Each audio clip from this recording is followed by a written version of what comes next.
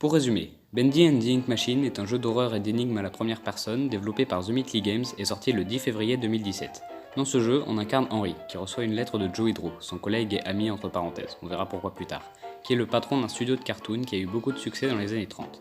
Dans cette lettre, il lui demande de retourner à l'ancien atelier de dessin animé, ce qu'Henry va faire. À peine rentré dans l'atelier, la porte se referme derrière lui, ce qui fait qu'il se retrouve bloqué dans l'atelier. Déjà, on se rend compte que le jeu a une atmosphère et un style graphique très particulier. Tout est comme dans les vieux cartoons, comme si tout le studio était un dessin.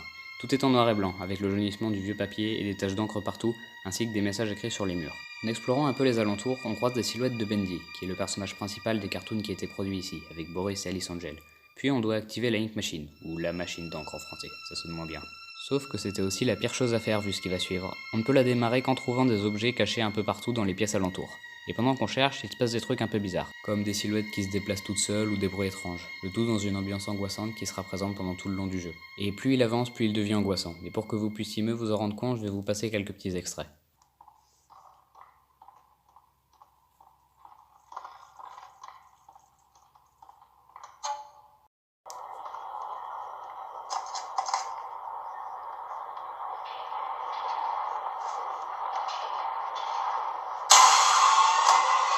Désolé, c'était trop tentant. Après un peu de temps de jeu, on trouve une hache, ce qui est plutôt utile.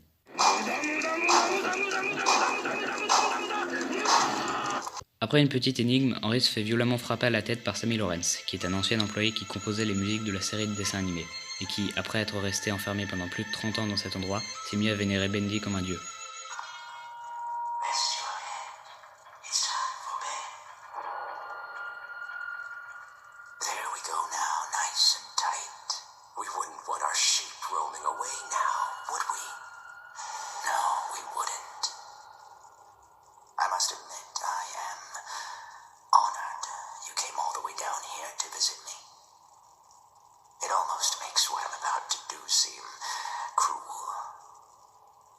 Il essaiera d'offrir Henry en sacrifice à Bendy, mais se fera attaquer par lui, nous laissant un peu de temps pour s'échapper avant que ce soit notre tour.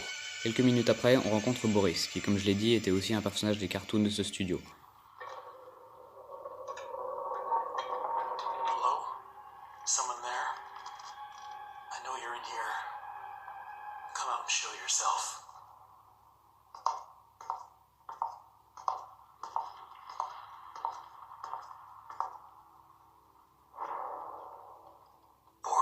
C'est d'ailleurs un des seuls qui ne sera pas aussi lent vers vous. Le fait d'activer la Ink Machine a donné vie à des dizaines de copies des personnages de ces cartoons qui pour la plupart vont essayer de vous buter, en plus de tous les autres ennemis du jeu qu'on appelle les chercheurs et qui sont les ennemis de base. Ils sont assez faibles et faciles à tuer, mais en grande quantité ils peuvent être vraiment difficiles à gérer, surtout au début.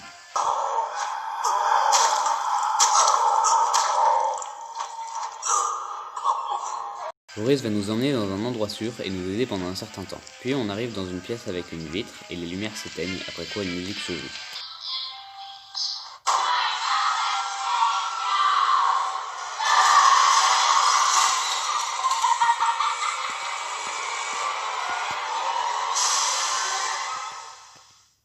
On rencontre Alice Angel, ou du moins l'actrice d'Alice Angel, le troisième personnage le plus important du dessin animé. Mais même si elle, Boris et Bendy sont les trois principaux, il y en a d'autres, comme le Butcher Gang, dont on rencontre le premier membre à peine quelques secondes plus tard.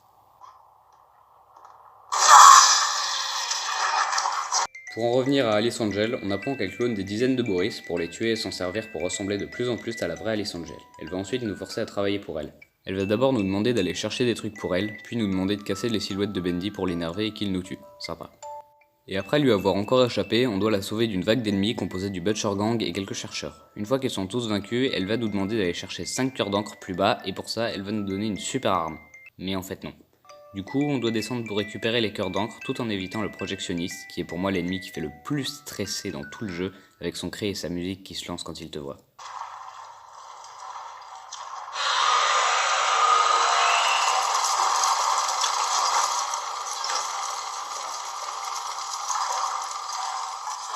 Bref, on récupère les cœurs d'encre, on retourne voir Alice Angel et elle va nous demander de monter dans un ascenseur. On monte, tout se passe bien, on pense qu'elle va nous laisser sortir, mais non, elle fait tomber l'ascenseur et kidnappe Boris. Du coup, on va devoir le sauver, et pour y arriver, on va visiter plein d'endroits différents, comme une mine abandonnée et un parc d'attractions, où on doit se battre contre un manège. Puis on recroise le projectionniste, sauf qu'il nous repère, du coup on se cache et...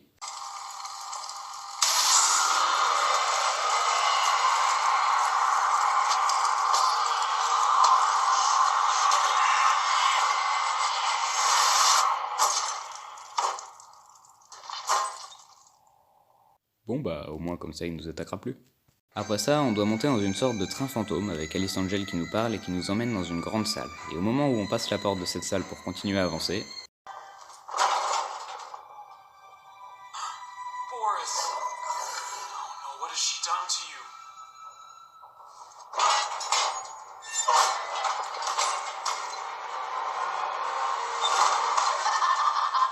Alice Angel a transformé Boris en énorme monstre qui nous fonce dessus en détruisant tout sur son passage et donne des coups de poing assez puissants pour tuer en un seul coup et vous propulser à l'autre bout de la salle. Après l'avoir battu, Alice Angel pète un câble et essaye de tuer Henry, mais se fait embrocher par un nouveau personnage qui lui ressemble beaucoup et accompagné d'un Boris avec un bras en métal. L'écran devient noir et on se réveille enfermé devant cette personne qu'on va appeler Alice tout court puisqu'elle nous dit ne pas connaître son prénom. Un peu de temps passe et on se rend vite compte que ce Boris nous aime pas trop.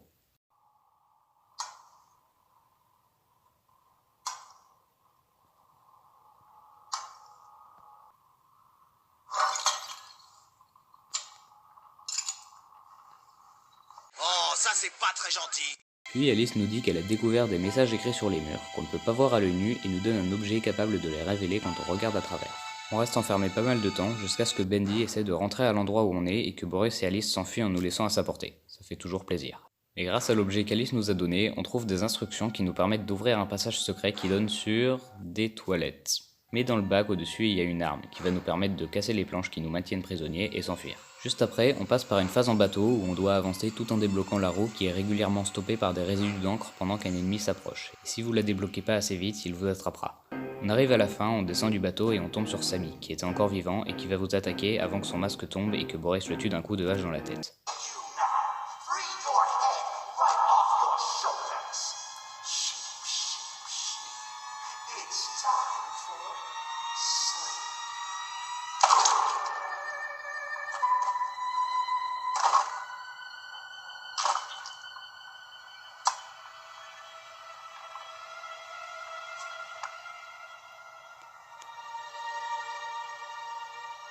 Puis Alice nous rejoint et on doit survivre à une énorme vague d'ennemis. Un peu plus tard, on tombe dans un trou et on arrive dans une salle avec plein de couloirs et avec le Butcher Gang qui s'y balade. On n'a aucune arme et on doit fabriquer des pièces de tuyauterie pour pouvoir ouvrir une porte et qu'Alice et Boris nous rejoignent. On avance et on trouve la Ink Machine.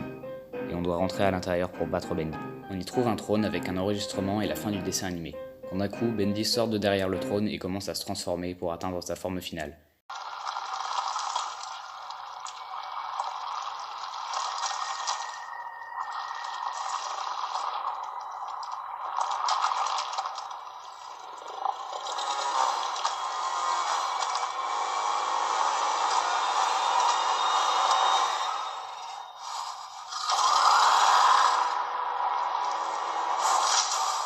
Et le combat commence. On doit éviter Bendy qui nous fonce dessus dans différentes salles avant de placer la bobine pour que la fin s'affiche et que Bendy soit définitivement vaincu.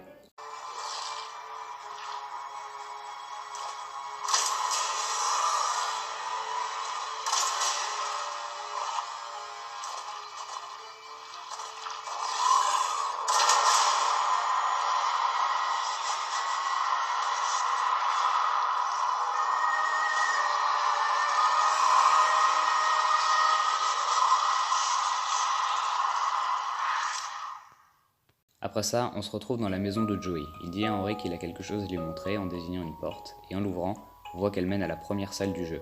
Et donc on comprend qu'Henry est coincé dans une boucle et que l'histoire est vouée à recommencer indéfiniment. Donc voilà. Bon, il y a pas mal d'autres trucs à dire sur le jeu, comme par exemple le fait que la mécanique de combat soit différente à chaque boss, ou alors qu'on peut interagir avec quasiment tous les objets du décor. On pourrait aussi parler de son histoire cachée, mais ça serait trop long et le dernier relève plus de la théorie. Donc je vais vous laisser. Salut!